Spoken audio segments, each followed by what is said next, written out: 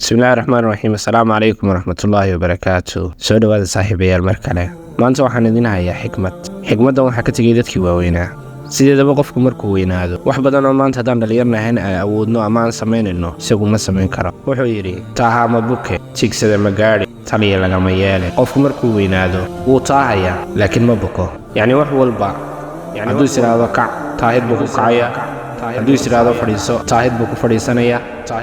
yacni si walba way u saamaynaysaa. jigsada ma gaadhi qofkani markuu weynaado wuxuu isleeyahay shaqooyinkii aad waagii hore qaban jirtay aad dhalinyar tahay waad qaban karaysaa, laakiin awood ma laha inuu qabto. taliya lagama yeele qofkani haba weynaade laakiinse markiisa hore wuxuu ahaa nin reer dhan ku taxalluqa, waayo reer dhan maamula. sidaa daraaddeed wuxuu isleeyahay taladii aad waagii hore lahayd ayaad leedahay.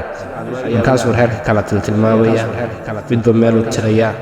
markuu mid walba meel u diro ayay hadhow oranayaan war odaygu waa saasaqee inaga daaya. sidaa daraaddeed walaalayaal, qofku markuu weynaado wuxuu u baahan yahay in aad iyo aad loo daryeelo, aad iyo aadna yacni loogu soo dhowaado. wax badan oo uu kuu sheegayana naga qaato.